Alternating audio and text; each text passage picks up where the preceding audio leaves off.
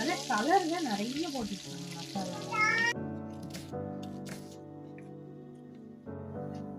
இந்த தக்காளியை அரைச்சிக்கலாம். இதுவே இது நல்லாவும் இருக்கும் குழம்பு. இதுக்குள்ளே வந்து நல்லா சிம்பிளா இருக்கும்னா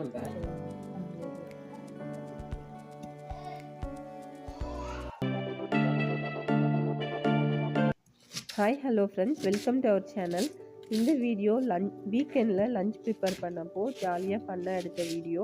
அன்னன்னைக்கு மீன் குழம்பு பண்ணியிருந்தேன், அதை உங்களோட ஷேர் பண்ணியிருக்கேன். வாங்க வீடியோ கொஞ்சமாக எண்ணெய் சேர்த்துட்டு அப்புறமா ஒரு 1.5 வெங்காயத்தை இந்த மாதிரி நீளமாக கட் பண்ணி போட்டுருக்கேன். எப்படி வேணாலும் நீங்கள் கட் பண்ணி சேர்த்துக்கலாம். சின்ன வெங்காயமானா ஒரு 30 வெங்காயம் சேர்த்துக்கலாம், கரெக்டாக இருக்கும். அதே மாதிரி இதை நீங்கள் அப்படியே பச்சையாகவும் போட்டுக்கலாம். ரொம்ப நேரம் வதக்குவோம் இல்லையா சேர்த்துட்டு, அதனால நான் இந்த மாதிரி வதக்கிட்டேன். சாதம் வந்துச்சுன்னு நீங்கள் வச்சிருக்கேன். ஆமாம், இல்லை இன்னும் கொஞ்சம் நேரம் ஆகும்.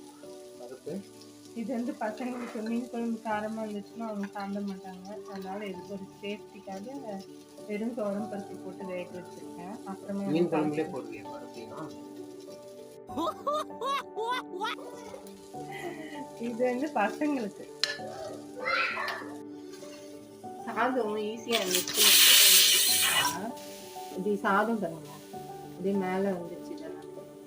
தண்ணி எதுவுமே தெரியல, சாதம் மேலே வந்துருச்சு. இது வந்து பார்த்தீங்கன்னா கரெக்டாக வெந்திருக்கும். இதுக்கு கீழே விட்டிங்கனாலும் ரொம்ப பலபலன்னு ஆகிடுது. தண்ணி கம்மியாக வச்சாலும் அப்படிதான் வரும். அப்படிலாம் இல்லை, இதுதான் கரெக்டு.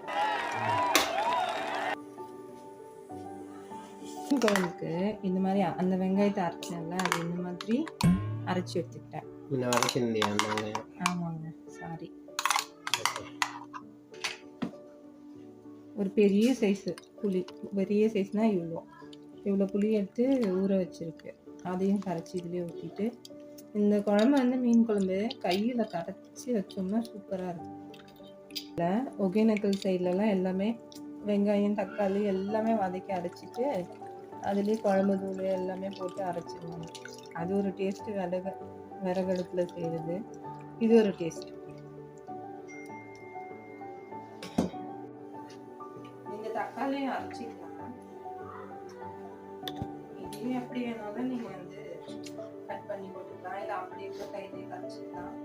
அரைச்சி போட்டோம்னா நல்லாயிருக்கும். அதோட சாந்து எல்லாம் வரைக்கும் 2 தக்காளி எடுத்துக்கிறேன். இப்போ நீ போடுற அளவெல்லாம் எத்தனை பேர் சாப்பிட்றதுக்கு நல்லது? 6 பேர் சாப்பிடலாம். நல்லா சாப்பிட்றவங்க 6 பேர் சாப்பிடலாம்.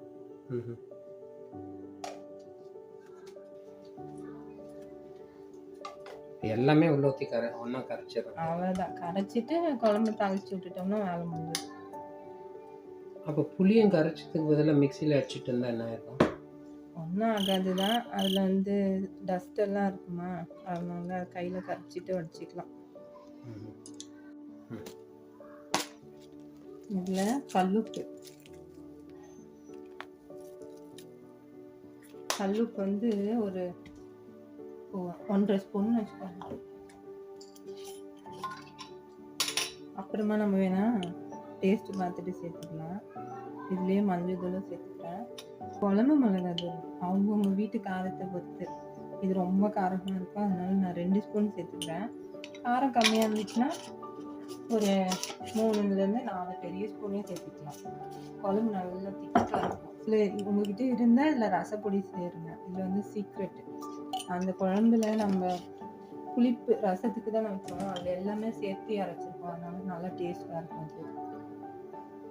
இதுக்கு முன்னே பண்ண இப்படி பண்ணலையே, வேறு மாதிரி பண்ணியிருந்தீங்க. அது ஒரு ஸ்டைலு, இது ஒரு ஸ்டைலு. இது ஆந்திரா ஸ்டைலு, கொஞ்சம் நம்மளோட இன்னோவேஷன்.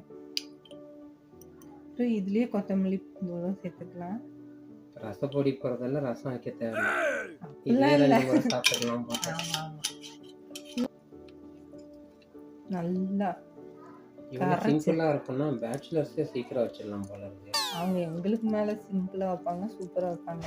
சும்மா அவங்கக்கிட்ட இருந்து கற்றுக்கலாம்.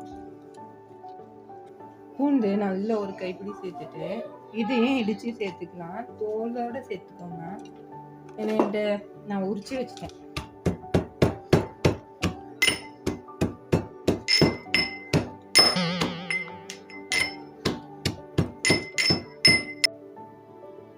கடாய் காஞ்சிடுச்சு. இதில் எண்ணெய் வச்சுட்டு, நல்லெண்ணெய் இல்லை, இது வந்து நார்மல் எண்ணெய் தான், கடலை எண்ணெய். இந்த மீன் குழம்பு இந்த மாதிரி வடகத்தில் தாளிக்கும். அப்பதான் வந்து குழம்புல ஊறி நல்லா வாசமா இருக்கும்.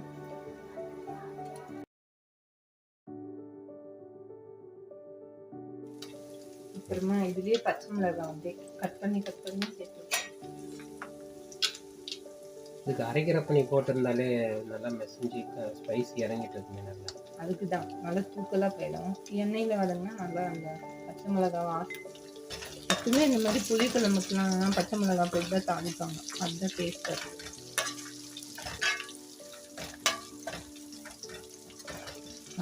பூண்டு, கருவேப்பிலை எல்லாமே இந்த மாதிரி பொரிஞ்சு வந்தப்புறம் கலருக்கு என்ன தர்ற கலரா இருந்தா தானே இறங்குது. அதனால கொஞ்சம் கலருக்கு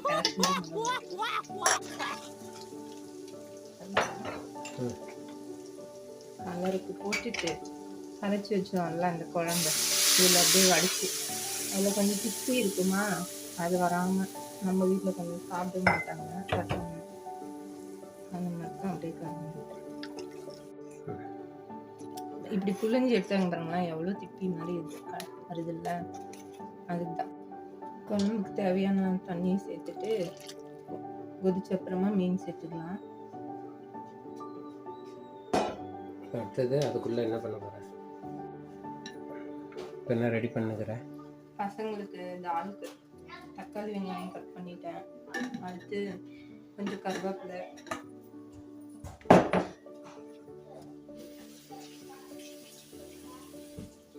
இது நம்ம சாப்பிட்டாலும் சூப்பரா இருக்குது. நாமளும் சாப்பிடதான் செய்வோம். பக்கத்துல மீன் குழம்பு, மீன் போடாத குழம்பு கொதிச்சுன்னு இருக்கு. இப்பயே போட்டுற வேண்டியதுதான் மீன். பார்த்தீங்களா, மசாலாலாம் இன்னும் வேகவே இல்லை. தண்ணி தண்ணியா மீன் போட்டா என்ன ஆயிடும்? குழஞ்சிடும். சட்னி ஆயிடும்.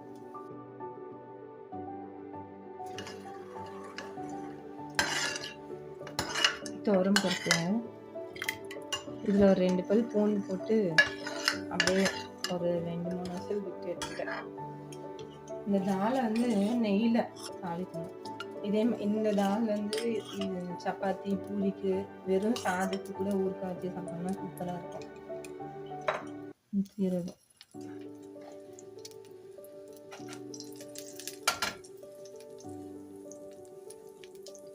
கொஞ்சமாக வெங்காயம், சின்ன வெங்காயம் தான் ஒரு 5 பக்கம் பொடி பொடியாக நறுக்கிட்டு இதுக்குள்ளேயே கருவேப்பிலை சேர்த்துட்டேன்.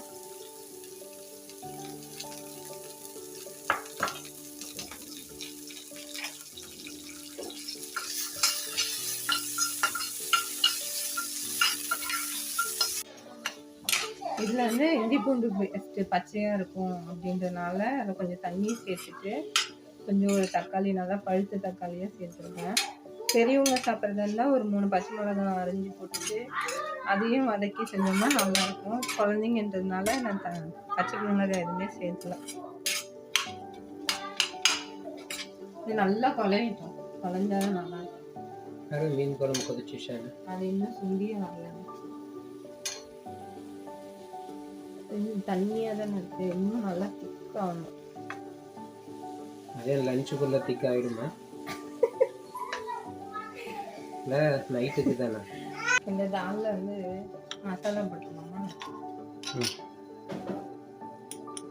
மஞ்சள் தூள் போட்டிருக்கேன். அப்புறமா இதில் வந்து கொஞ்சமாக மிளகாய், அது காரம் இல்லை. சரி, அப்புறம் கொஞ்சம் கொத்தமல்லி, அப்புறம் கரம் மசாலா சேர்த்துட்டு கொஞ்சமாக உப்பு சேர்த்துக்கிறேன். அப்புறம் பார்த்துட்டு வேணா சேர்த்துக்கலாம். அந்த மாதிரி தொக்கு மாதிரி ஆனதுக்கு அப்புறமா இந்த பருப்புல சேர்த்துக்கிறேன். அப்பதான் இந்த மசாலாவோட பச்சை வாசனை எல்லாம் போயிட்டு நல்லா இருக்கும். இதில் தண்ணி வந்து கொஞ்சம் திக்காக தான் இருக்கணும். அவ்வளோதான். பருப்பு இந்த அளவுக்கு தண்ணி விட்டுட்டு கொஞ்சம் நேரம் அந்த பருப்போடு சேர்ந்து மசாலாவும் ஒரு 2 நிமிஷம் இருக்கணும். நல்லா அவ்வளோதான், பருப்பு ரெடி. கொதிச்சிச்சு ஆல்மோஸ்ட். குக் ஆயிடுச்சு. மீன் போட்டுடலாம்.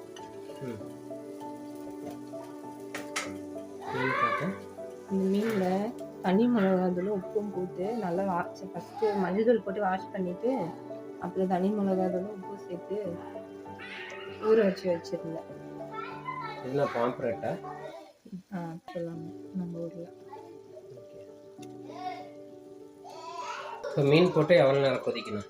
அது ஒரு 5 நிமிஷம் ஸ்லோவில் வச்சுட்டா போதும். அது பாட்டு நம்ம குழம்பு நல்லா திக்காக வந்துச்சா, அது அந்த வெங்காயம் தக்காளி எல்லாம் அரைச்சி சேர்க்குறோம்ல, அரைச்சி அதெல்லாம் நல்லா திக்காக அதாவது கரெக்டான கன்சிஸ்டன்சியாக இருக்குது. இதில் வந்து சீக்ரெட்டாக நம்ம வறுத்து பொடி பண்ண வெந்தயம், சீரகம், கடுகு 2 நாள் வச்சாலுமே கெடாது, அப்படியே ஃப்ரெஷ்ஷாக இருக்கும். அவ்வளோதான், குழம்பு மீன் குழம்பு ரெடி.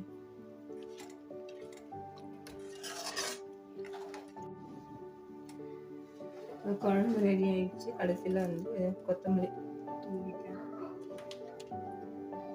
குழம்பு மீன் குழம்பு ஆயிடுச்சு. தால் ஓப்பன் பண்ண. ஆமாம், இதில் கொத்தமல்லி போடணும், அதுக்கும் போடணும், ரசத்துக்கும் போடணும். ரசமும் வச்சுட்டேன் சைட்லேயே. அதான் இப்போ மீன் வறுவல் ஆயிடுச்சுன்னா சாப்பிட வேண்டியது தான். ஆல்ரெடி மசாலா மீன் வறுவல் மசாலா நான் நேற்றே வந்து மசாலாலாம் போட்டு வச்சுட்டேன். மீனை கழுவிட்டு எல்லாம், அப்போ தான் அதில் ஊறி நல்லா பொரிக்கணும், டேஸ்ட்டாக இருக்கும். இப்போ பொரிச்சிடலாமா? என்ன காஞ்சிச்சா? காஞ்சிச்சுன்னு நினைக்கிறேன். கொஞ்சம் மசாலா போட்டு காஞ்சிச்சு. போட்டுட்டுமா? போட்டு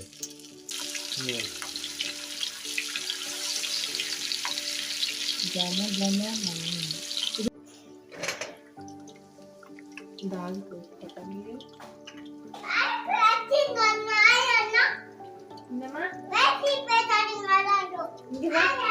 இங்க வா, உங்க அண்ணாவை யாரும் அடிக்கலைங்க. 4 பர்னர்ல 4 ஐட்டம் ரெடி ஆயிடுச்சு. சாப்பிட வேண்டியதுதான்.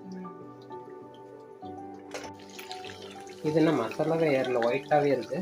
பசங்களுக்கு மசாலா போட்டு பரட்டிட்டேன். ஆமா, நமக்கு காரெல்லாம் இறங்காதுல்ல. கடையிலேருந்து ஊர்லேருந்து வாங்கிட்டு வந்தோம்ல அந்த மசாலா. ஏற்கனவே இதில் இதெல்லாம் போட்டு ஊற வச்சுட்டேன் மசாலா, அதனால ஊறிடும். இப்போ மேலே அந்த படிக்கிறதுக்காக இந்த மசாலா போட்டுருக்கேன். காரத்துக்கு ஒன்று சில்லி பவுடர் போடணுமா? இல்லை அந்த மசாலாவிலே இருக்கு. அவ்வளோதான், மீன் குழம்பு ஆயிடுச்சு.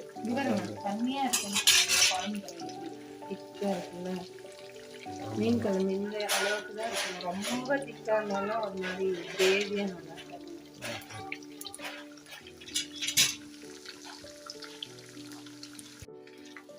மீன் பொரிஞ்சிச்சு பசங்களுக்கு. எல்லாம் வேண்டிய மசாலா. ஆனால் கலர் தான் நிறைய போட்டுருக்காங்க மசாலா. மீன் பொரிஞ்சிச்சா? இல்லை எண்ணெயில் போட்டு பொரிக்கிறோம்ல, அப்போ ரொம்ப நேரம் விட்டுறீங்கன்னா இந்த மாதிரி ட்ரை ஆகிடும் மீன். போட்டுட்டு நல்லா கொஞ்சம் மீடியம் ஹீட்டில் வச்சுட்டு மீன் போடும்போது சிக்கன் போட்டாலும் சரி மசாலா பிரியாது. எண்ணெய் காயாமல் இருந்தால் தான் நீங்கள் எப்படி மசாலா போட்டாலும் பிரியும். எப்படி நீங்கள் மசாலா போட்டாலும் பிரியாமல் இருக்கணும்னா ஃபஸ்ட்டு எண்ணெய் காயணும். ரொம்ப காஞ்சிச்சுன்னா உள்ள வேகாதுன்னு சொல்லுவாங்க. அதாவது மீடியம் ஹீட், ரொம்ப ஹை ஹீட். அப்படியே ஜாலியாக பேசிக்கிட்டே சாப்பிட்டு முடித்தோம். ரொம்பவே சூப்பராக இருந்துச்சு மீன் குழம்பு. பசங்களும் நல்லாவே விரும்பி சாப்பிட்டாங்க. கண்டிப்பாக ட்ரை பண்ணி பாருங்கள். சாப்பிட்டு முடிச்சுட்டு அவங்க ஸ்னோவில் விளையாட கிளம்பிட்டாங்க. வின்டரில் அவங்களுக்கு அதுதான் ஆப்ஷனு, வெளியில் விளையாட ஸ்னோவில். இப்படி தான் எங்களோட வீக்கெண்ட் போச்சு.